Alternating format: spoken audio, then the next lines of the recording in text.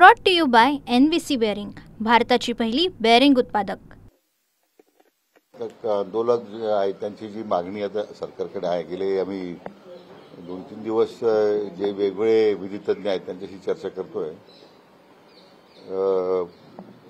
आंदोलनाच्या दुसऱ्या दिवशी न्यायमूर्ती शिंदे साहेबांनी आमचे अधिकारी जाऊन आले, त्यांचं एक निवेदन प्राप्त झालंय।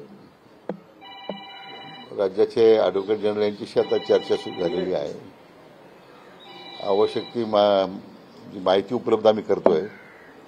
स्वतः माननीय मुख्यमंत्री आमच्या सकाळी झालेल्या बैठकीत माननीय मुख्यमंत्री महोदय होते, माननीय दोन्ही उपमुख्यमंत्री महोदय उपस्थित होते आणि ॲडव्होकेट जनरल आणि आमचे न्यायमूर्ती शिंदे साहेब उपस्थित होते। आणि विशेष करून हैदराबाद गॅझेटियरच्या अंमलबजावणीबद्दल आपल्याला काय करता येईल, सध्याच्या कायद्याच्या चौकटीत राहून शेवटी आंदोलक जे आहेत त्यांना आपण ज्यावेळी काही सरकार म्हणून भूमिका मांडू, शेवटी ती न्यायालयात टिकली पाहिजे। म्हणून त्या दृष्टीने सविस्तर चर्चा केल्यानंतर मात्र आज मुंबई उच्च न्यायालयामध्ये एक जनहित याचिका दाखल झाल्याच्यामुळे माननीय ॲडव्होकेट जनरलना त्या ठिकाणी जावं लागलं। आता त्या जनहित याचिकेमध्ये उच्च न्यायालयाने काय ऑब्झर्वेशन्स दिलेत, काय निर्देश दिलेत ते सगळं पाहिल्याच्या नंतर आणि मग आमची परत आता एक बैठक होईल ॲडव्होकेट जनरल बरोबर आणि त्या जो मसुदा मी जो तयार केलेला आहे प्रारूप, त्याला अंतिम स्वरूप देता येईल। असं दुसरीकडे ज्या पद्धतीने सर कोर्टामध्ये सुनावणी झालेली आहे, ज्या पद्धतीने मुंबईकरांना वेटीस धरलं जात आहे, अशा पद्धतीने कोर्टाने देखील काही व्हिडिओ दाखवलेले आहेत आंदोलनकर्त्यांना की कशा पद्धतीने हुल्लडबाजी सगळीकडे चालू झालेली आहे, ताशेरे ओढलेले आंदोलनावर आंदोलन करत आहेत त्यावरती। नाही, माझा पहिल्या दिवसापासून जरंगे पाटलांना तोच आग्रह होता आणि विनंती होती की आपण राज्यभरामध्ये 58 मोर्चे काढले आहेत, मुंबईमध्ये 6-7 लाख लोकांचा समाज बांधवांचा मोर्चा आला आहे, कुठेही गालबोट लागलं नाही। उलट सगळ्या राज्यभरातून जगभरातून त्याचं स्वागत झालं की त्याचं अभिनंदन करण्यात आलं। परंतु ह्या उपोषणाच्या निमित्तानं आज जी पाठिंबा द्यायला आलेली मंडळी आहेत ते आझाद मैदानावर न बसता ते अन्य ठिकाणीच फिरत आहेत। मग त्यामध्ये रेल्वे स्टेशनवर काही लोकांना त्रास झाला, काही आमच्या महिला पत्रकारांवर काही प्रसंग आलेत। जर मुंबईचा जो सामान्य नागरिक आहे, म्हणजे हे आझाद मैदानाच्या बाहेरचं बोलतो मी, तिथं त्रास देण्याचा प्रयत्न होतोय आणि त्याचं मला वाटतं निरीक्षण आता मान्य उच्च न्यायालयाने नोंदवलेलं आहे। आता जर जे समाजकंटक म्हणून आले असतील आणि त्याच्यामुळे हे आमचं जे मराठा समाजाचं आंदोलन बदनाम होत असेल तर त्याच्यावर तर 100% कारवाई झाली पाहिजे, त्याच्यात वादच नाही आहे। कोणी आंदोलन बदनाम करू पाहत असेल तर त्यांना कोणी संरक्षण देणार नाही। मग मी कालही आणि आजही जरंगे पाटलांना मी आवाहन केलेलं आहे की ज्या लोकांना आंदोलनाला पाठिंबा द्यायचा आहे त्यांनी आझाद मैदानावरच फक्त बसावं, अन्यत्र कोणी गेलं तर ते ह्या आमच्या आंदोलनामध्ये आमचे आंदोलनकार नाही आहेत, त्या आंदोलनात सहभागी झालेले हे कार्यकर्ते नाही आहेत असं स्पष्ट समजण्यात यावं। मला वाटतं बघूया आता ती भूमिका त्यांनी आता मान्य उच्च न्यायालयाच्या निर्देशानंतर उच्च न्यायालयाने जी नाराजी व्यक्त केलेली आहे त्याच्यानंतर मला वाटतं सुधारणा होईल अशी अपेक्षा आहे। दोन गोष्टी, एक तर कायदेशीर पेच खरं कुणबी आरक्षणाच्या संदर्भातला आणि दुसरं म्हणजे जरंगे पाटलांसोबत चर्चा, या दोन गोष्टींवरती कशा पद्धतीने सरकारची आता सध्या हालचाल सुरू आहे? नाही, आता शेवटी मान्य सर्वोच्च न्यायालयाचे काही निर्णय पुढे आलेले आहेत जे आम्ही आता वाचतोय की सरसकट आरक्षण देता येत नाही वगैरे, परंतु जी मुख्य मागणी विशेष करून मराठवाड्यातील जनतेच्या करता जे हैदराबाद गॅझेटियरची अंमलबजावणी संदर्भात उल्लेख केला आहे त्याचा एक साधारण मसुदा तयार केलेला आहे। तो कायद्याच्या कसोटीला उतरला पाहिजे म्हणून ॲडव्होकेट जनरलनी त्याचा अंतिम तो पाहावा अशी अपेक्षा आहे। परंतु आज आम्ही त्यासाठीच बसणार होतो। सकाळी काही माननीय मुख्यमंत्र्यांसमवेत चर्चा झाली, परंतु या जनहित याचिकेमुळे मला वाटतं त्यात थोडा विलंब झाला। मला वाटतं आज त्याच्या संदर्भातला प्रारूप तयार होईल अशी अपेक्षा आहे। त्यांच्याबरोबर काही हा मसुदा जरांगे पाटील यांना दाखवला नाही, जरांगे पाटलांसमवेत त्या मसुद्याची कुठली चर्चा झालेली नाही आहे। आता कारण ह्या जनहित याचिकेमुळे थोडासा विलंब झाला, तो झाल्यानंतर मग तो थेट त्यांना द्यायचा, त्यांच्याशी चर्चा करायची, अद्याप त्याच्यावर आम्ही काही ठरवलं नाही। परंतु आज ह्या मुंबई उच्च न्यायालयाच्याच निर्णय प्रक्रियेमध्ये आज सगळ्यांचं लक्ष लागून होतं।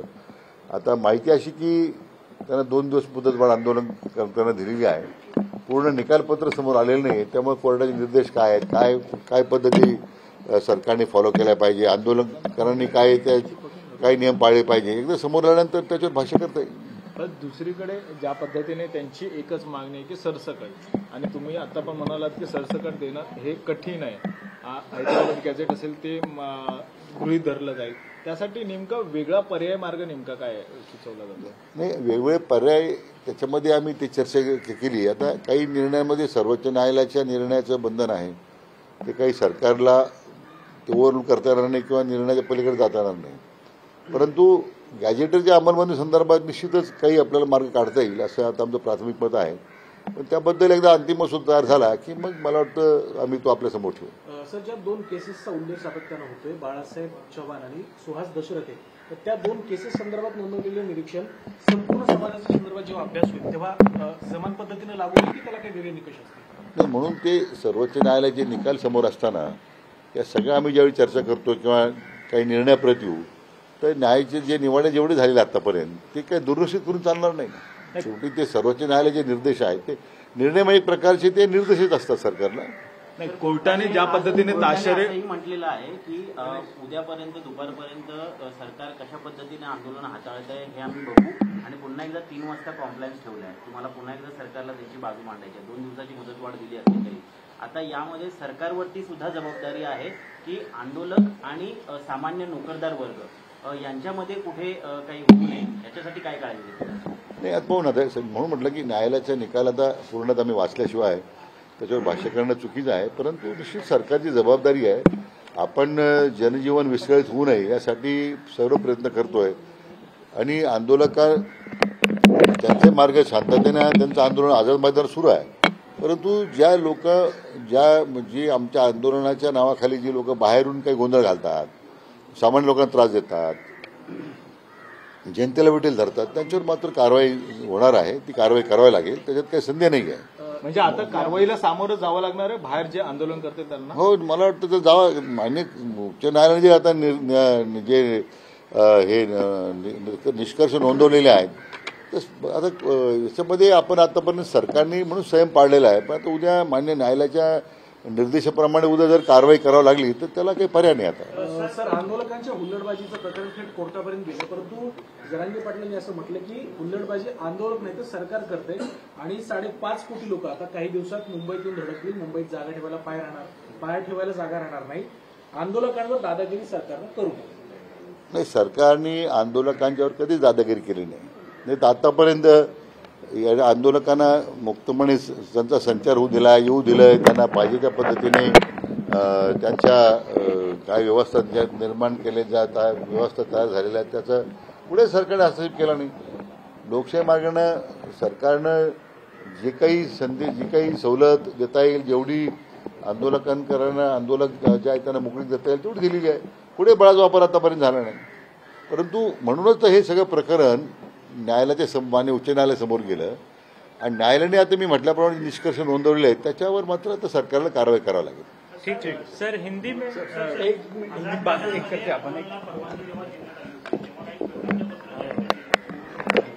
नियम पाळू असे सांगण्यात आलं होतं. कोर्टाने ते म्हटले की हे जे प्रतिज्ञापत्र जाहीर केलेलं आहे त्यांना सुद्धा आता नोटीस दिल्या पाहिजेत का त्याच्या दाव्याचा, असं कोर्टाने नाही, म्हणून मला ते कल्पना, मी काही कोर्टात नव्हतो, परंतु माध्यमांमधून जे पाहिलं मी, एकदा संपूर्ण निकालपत्र समोर आल्यानंतरच आपण वाटतं त्याच्यावर भाष्य केलं उचित आहे.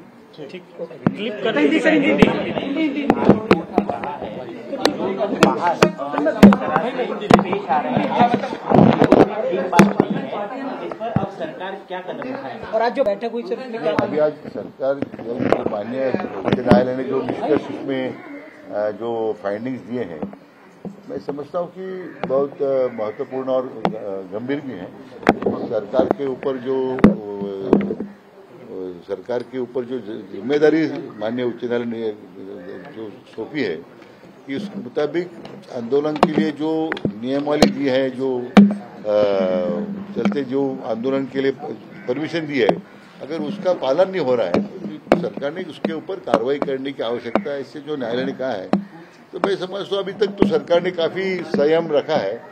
किसी भी तरह की पुलिस की या किसी तरह की कोई आंदोलक का जो काम जो कर रहे हैं, तो उसके ऊपर कोई पाबंदी डाली नहीं है. लेकिन अभी हाईकोर्ट ने अगर कहा होगा तो उसके ऊपर विचार करना पड़ेगा।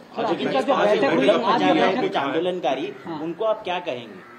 नहीं, मैं अगले 2 दिन से मैं जरंगे पाटिल जी को ये आपके माध्यम से मैं ये अपील कर रहा हूँ कि हमारा आंदोलन बदनाम न हो जाए। जो लोग आंदोलन के लिए आए वो खाली आजाद मैदान में ही बैठे, उनके साथ परवानगी दिए, लगातार सरकार परमिशन दे रही है। वहाँ भी कॉरपोरेशन को पहले दिन थोड़े हो गई वह सुविधा, लेकिन 3 दिन से कॉरपोरेशन के माध्यम से पूरी सुविधा दी जा रही है। पानी के पीने का पानी दिया जाए, रात को लाइट की सुविधा है, सैनिटेशन की सुविधा है। तो अभी बाहर जाने की आवश्यकता ही नहीं ना। अभी काफ़ी लोगों ने कुछ एनजीओज ने मैं समझता हूँ वहाँ खाना भी भेजा है। तो उसके कारण अगर कोई वेटी जा रहा है, घूमना जा रहा है, कोई दुकान में घुस रहा है, कोई इधर जा रहा है, तो बिल्कुल ये आंदोलन को बदनाम करने की साजिश कुछ लोगों ने की है।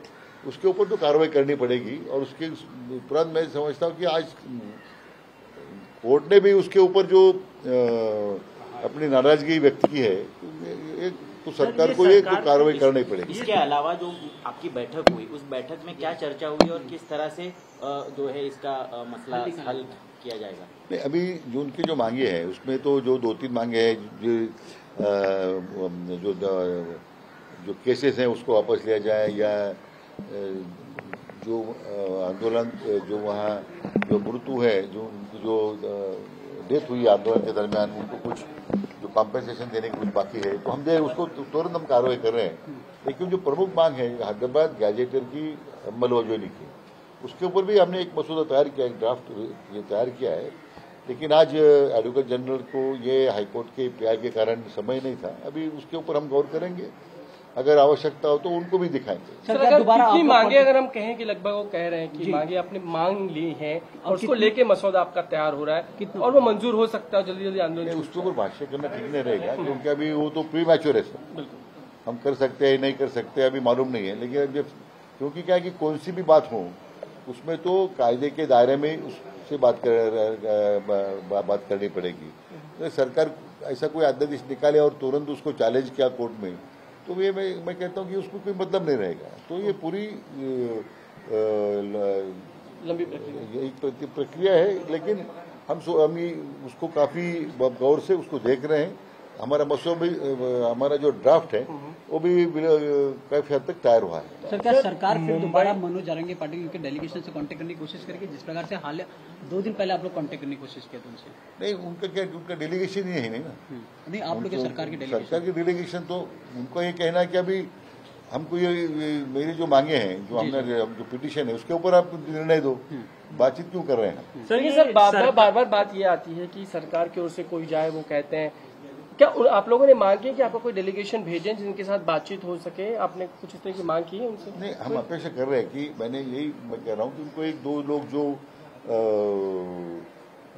इस मसूदे के ऊपर वो जिसने काम किया है, अगर वो सरकार के साथ समन्वय करेंगे तो क्या उसमें हमारी ड्राफ्ट प्रपोजल जो ड्राफ्ट हम बना रहे हैं उसको भी हमको काफी सुविधा रहेगी। अभी देख उनका भी रिस्पॉन्स है ही नहीं, लेकिन मैं समझता हूँ कि उसका उनके कोई लीगल एडवाइजर की टीम हो तो आगे चले आएगी, तो सरकार को भी सुविधा मिलेगी। सर, ये कहीं ना कहीं सरकार की विफलता नहीं है क्या? पिछले 4 दिन से आंदोलन हो रहा है, मुंबई के कामकाजी लोगों को दिक्कत हो रहा है, लॉ एंड ऑर्डर जैसी सिचुएशन उत्पन्न हो सकती है, जगह जगह पे जो है वो ट्रैफिक जैसी समस्या है, हुड़दंग मचाया जा रहा है, महिला पत्रकारों के साथ छेड़छाड़ होता है।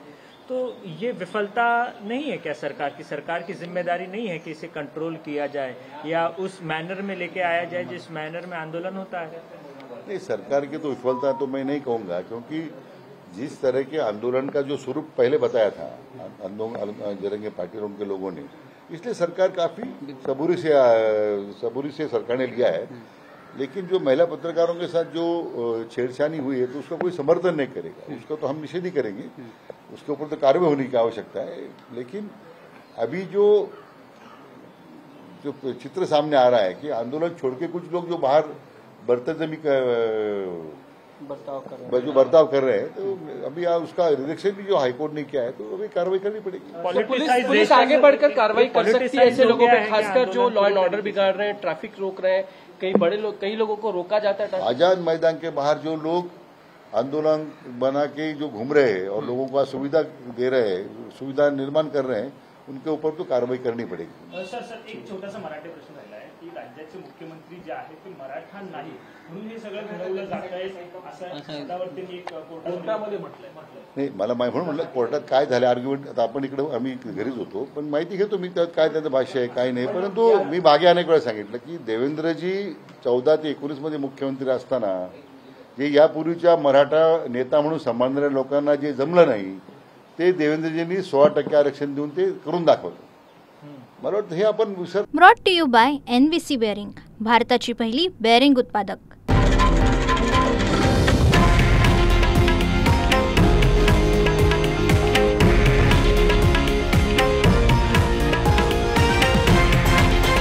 हे आहे देशातील नंबर 1 न्यूज नेटवर्क आणि आपण पाहत आहात TV9 मराठी, एकमेव।